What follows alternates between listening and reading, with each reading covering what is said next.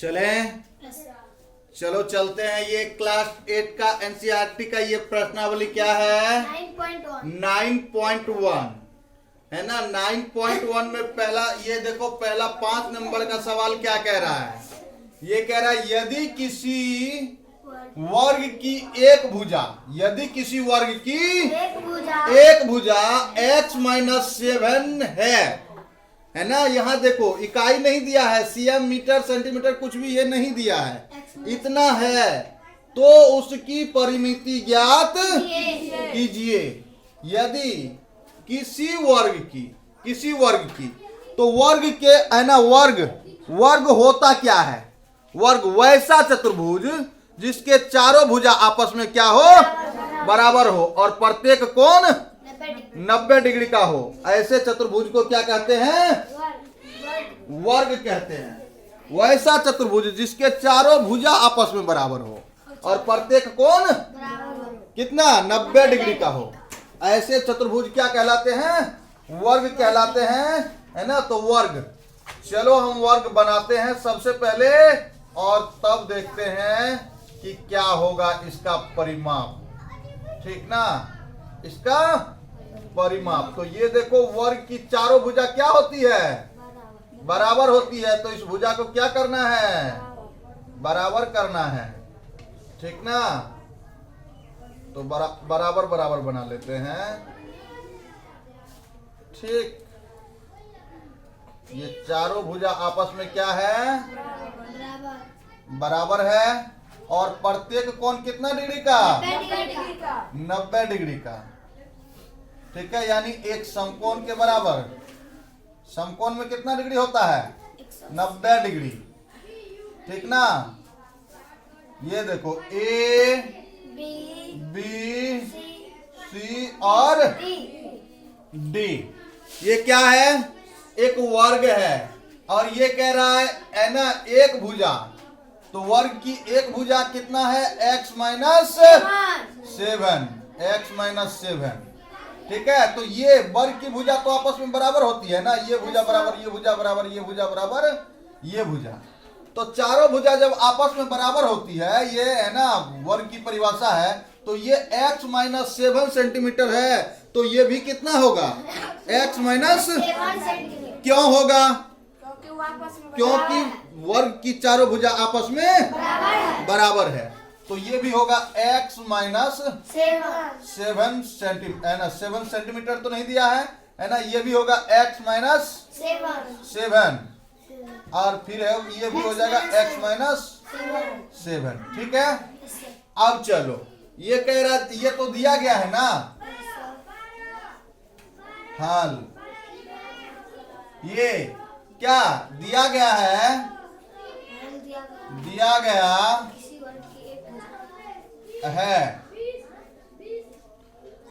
गया है वर्ग की एक भुजा ए, बी, सी, डी की एक भुजा,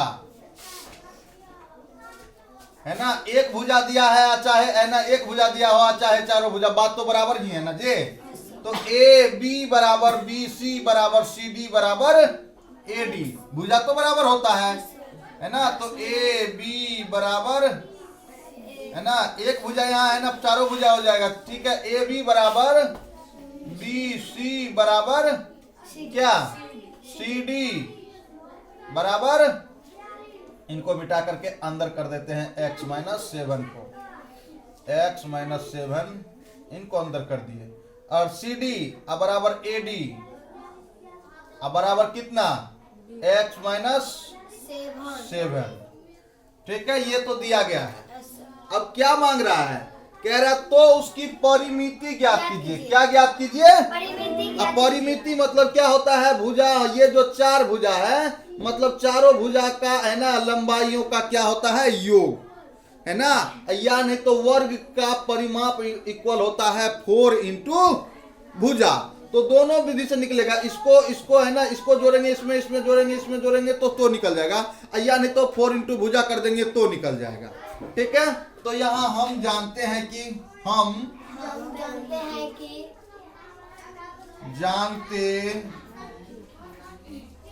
हैं कि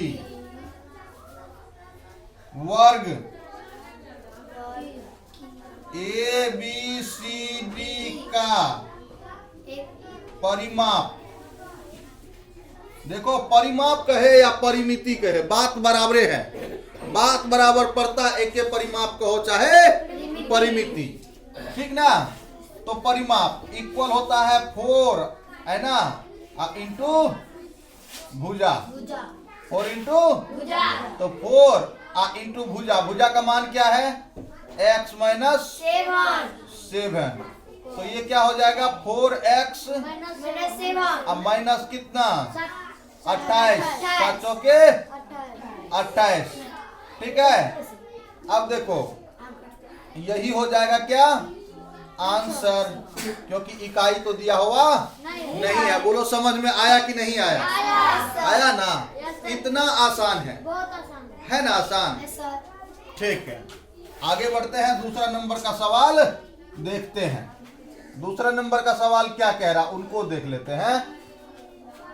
दूसरा नंबर ये कह रहा है, ये देखो रहीम की उम्र x प्लस 6 वर्ष है। रहीम की उम्र कितना है x प्लस 6 वर्ष है ना। तो ये हाल इसमें भी 2 नंबर है ना। दूसरा नंबर यानी ये क्या नंबर है 6 नंबर। ये तो 5 नंबर सवाल था ना, ये 5 नंबर है ना। ये हो गया 6 नंबर है ना। 6 नंबर सवाल का हल करते हैं। तो रहीम की उम्र, रहीम की उम्र कितना दिया है x प्लस 6। तो देखो यहाँ हल दिया गया है, दिया गया है, क्या दिया गया है रहीम की उम्र, रहीम की उम्र इक्वल कितना x प्लस 6 x प्लस 6 वर्ष, x प्लस 6 वर्ष 6 वर्ष, x प्लस 6 वर्ष। और फिर अगला क्या दिया हुआ है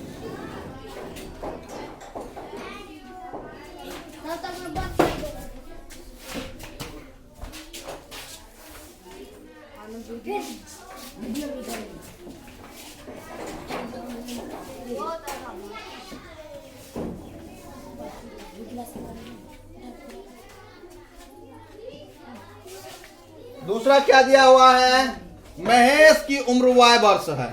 महेश की क्या है तो महेश की उम्र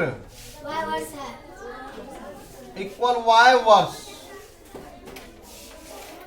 अब देखो करना क्या है, क्या करना है y वर्ष हो तो दोनों के उम्रों का योग एवं क्या अंतर ज्ञात कीजिए। एक बार तो दोनों के उम्र को जोड़ दीजिए और दूसरा बार तो घटा दीजिए, ठीक है। तो योग एवं है ना क्या अंतर ज्ञात करना है। तो चलो, तो ये क्या प्रश्नानुसार, ये प्रश्न के अनुसार, प्रश्नानुसार क्या कह रहा है रहीम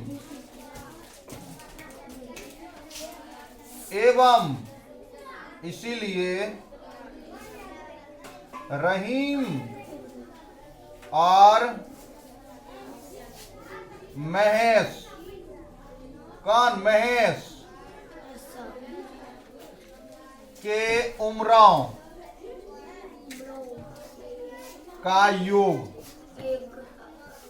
योग ना तो रहीम और महेश के उम्रों का योग। तो उम्र पहले रहीम का उम्र दो, रहीम का उम्र कितना दिया हुआ है, रहीम का उम्र देखो x प्लस 6 है तो x प्लस 6 वर्ष दे दो, x प्लस 6।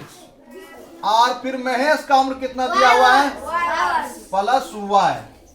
अब देखो इसको और इस विधि से लिख सकते हैं, पहले x और इसके बाद है ना y, प्लस में ना है। तो ये देखो पहला लिख लिए x और दूसरा लिख लिए y और प्लस 6, ठीक ना। तो क्या किए x प्लस 6 है ना, नहीं x प्लस y और प्लस 6 है ना। ये वर्ष हो गया क्या उम्रों का योग में हो गया। क्यों आगे कुछ ही नहीं कर सकते, इसको देख लो ध्यान से। है ना बीजीय व्यंजक। देखो यहाँ x प्लस वाई प्लस 6, यानी तो x प्लस 6 प्लस वाई, ये भी सही है। हम y को यहाँ भी रख सकते हैं, x को यहाँ भी रख सकते हैं, प्रॉब्लम नहीं है। लेकिन इससे ज्यादा कुछ भी नहीं कर सकते हैं, क्योंकि आगे इससे ज्यादा व्यंजक जाएगा ही नहीं।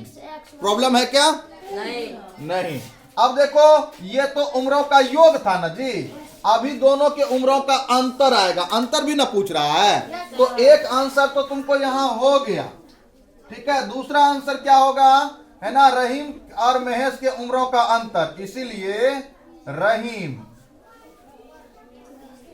और महेश के उम्रों का योग, योग तो यहां का अंतर, अंतर तो अंतर मतलब क्या होता है, घटाव। तो अंतर मतलब घटाव होता है। तो ये देखो क्या करेंगे, पहले रहीम का उम्र दे दो। रहीम कितना है, x प्लस,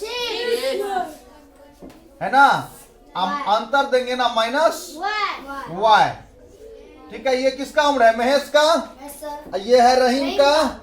तो अंतर कहा तो अंतर कर दिए। अब इसको हम इससे ज्यादा क्या लिख सकते हैं, तो x अब माइनस y अब प्लस 6। इससे ज्यादा तो व्यंजक हम ले नहीं जा सकते हैं, कुछ भी नहीं कर सकते हैं। यही हो गया क्या, वर्ष में आंसर हो गया, ठीक है। तो रहीम तथा महेश के उम्रों का अंतर, ये और क्या, ये उम्रों का योग, ये हो गया क्या, योग, अंतर, ठीक है। ये अंतर, ये योग, है ना, यही हो गया आंसर, ठीक है। आगे बढ़ते हैं, बस एक सवाल और है, देख लेते हैं इनको, ठीक ना। एक सवाल और दिया है, क्या कह रहा है, किसी आयत की दो आसन्न भुजाएं क्रमशः x square plus 2x plus 1 एवं x square minus 2x plus 1 है, तो आयत की परिमिति क्या होगी, क्या होगी, आयत की परिमिति क्या होगी, ये पूछ रहा है। तो आयत देखो, है ना, आयत होता कैसा है, आयत जो है, आयत में आमने सामने की भुजा क्या होता है, बराबर होता है, और प्रत्येक कोण 90 डिग्री के बराबर होता है। क्या होता है, प्रत्येक कोण 90 डिग्री के बराबर होता है। तो आयत परिभाषा बोलेंगे, वैसा चतुर्भुज जिसके आमने सामने की भुजा क्या हो, बराबर हो, और प्रत्येक कोण 90 डिग्री के बराबर हो, ऐसे चतुर्भुज को क्या कहते हैं, तो आयत कहते हैं, है ना। ए बी, है ना, सी 90 डिग्री और डी, ठीक ना। ये है क्या, आयत, क्या है, आयत, सामने जो दिख रहा है ये आयत है, ठीक ना।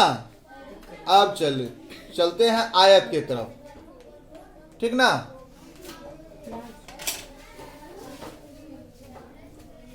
अब हम क्या करेंगे, है ना, ये, है ना, इस समझ में आ गया ना। इनको क्या करेंगे, हम मिटाएंगे, ठीक है।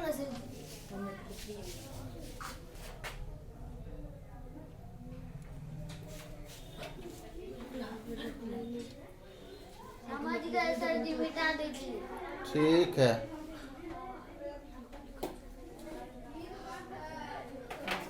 ठीक है, एक सवाल मिटा देते हैं, ठीक, बोर्ड पे स्पेस नहीं बन रहा है इसीलिए।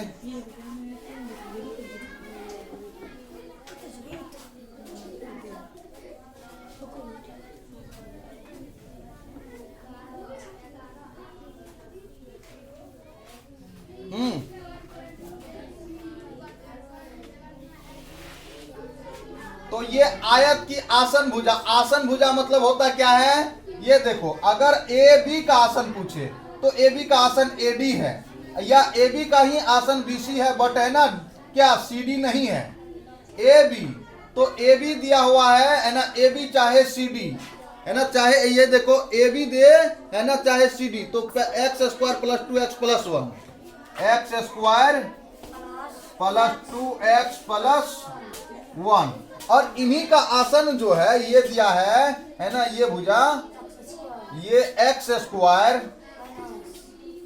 माइनस 2x और प्लस 1, ये आसन भुजा दिया हुआ है।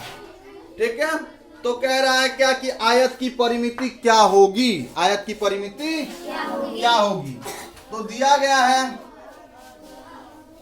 ना, दिया गया है, ये तो यहाँ दिया गया है, लिखा हुआ है। और फिर जो है ना आगे क्या है ना, लंबाई। ठीक है, ये दिया गया है, माना कि है ना, माना कि आसन भुजा है ना, माना कि आयत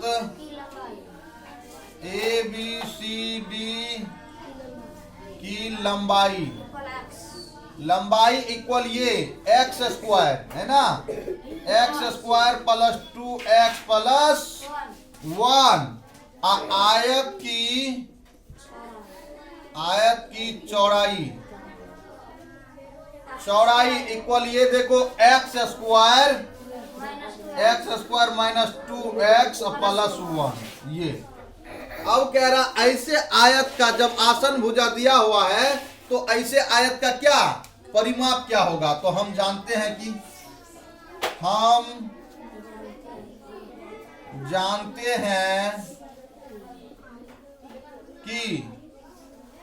आयत का परिमाप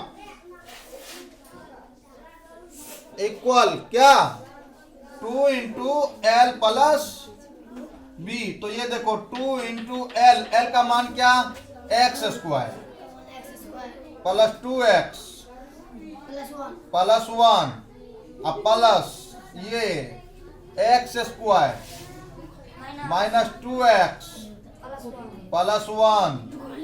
और ये देखो 2x प्लस का और 2x माइनस का, ये यही कट जाएगा। ये देखो 2 इंटू क्या, ये है ना एक्स स्क्वायर यहाँ प्लस का, एक्स स्क्वायर प्लस का, तो 2x स्क्वायर। ये देखो ये प्लस 1 ये प्लस 1 तो प्लस 2, तो 2 दूना 4। ठीक है, और फिर कितना एक्स स्क्वायर प्लस 8 सॉरी 2 दूना 4, ये होगा ना। आगे क्या होगा, 4 कॉमन ले ले, एक्स स्क्वायर प्लस है ना 1, ये 4 कहाँ से, ये यहाँ से है ना, ये कॉमन ले लिए, 4 कॉमन ले लिए तो यहाँ 1 होगा है ना। यही हुआ आयत की परिमिति, ये हो गया आंसर। ठीक है, ये हो गया आंसर। ठीक है,